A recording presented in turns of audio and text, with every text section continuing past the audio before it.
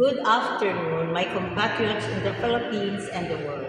Today is September 28, 2025, first day of the Triduum Novena, Triduum for the October 1, 2025 Feast of St. Teresa of the Child Jesus. And now, what St. Teresa told me to do, waking me up this 3 a.m. after a long trip, I'm so honored and blessed that I can fulfill that desire of St. Teresa of the Child Jesus to do this. I have to offer. Actually, the offering started with the St. Joseph Shrine of Quezon City, headed by Reverend Father Gilberto Fortunato to see Dumlao, whom I realized I learned to know that he comes from Bayumbong, Nueva Vizcaya, where this delegation I bring. Oh, Mount Carmel, oh, Lady of Mount Carmel, Philippine Carmel of St. Teresa of the Child Jesus. St. Teresa of the Child Jesus, as we prepare for your 2026 centennial anniversary, I ask for graces.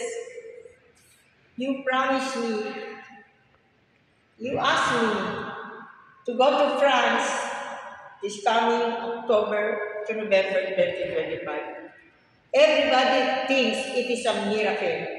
But then, if I follow step by step your guidance and blessing, I know I can travel by the power of God.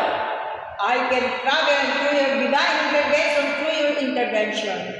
I will be able to travel alone because you told me so and I believe you. So, I'm asking today a special miracle. In the same way you will prove your wonderful miracle of grace, enabling me to go to France this October, November 2025. I ask you through the Spirit-based delegation that they can do their mission, and they can do that mission. It says there is a child Jesus, as I requested Reverend Mother Mary Bernard to work. I requested them to pray over her.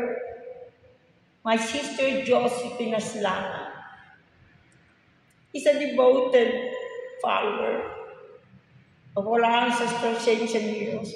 St. Teresa of the Child Jesus, I beg of you, your promise to make the Philippines the model country, because your rallying cry for me to do through your divine guidance and blessing, the motto you want me to realize is every Filipino a saint and hero and saint. And so,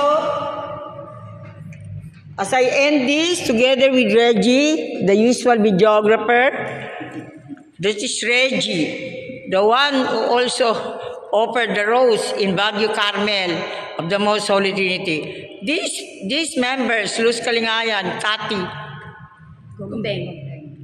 Chigame, of course, Josephine Naslangan, and Mendito Naslangan.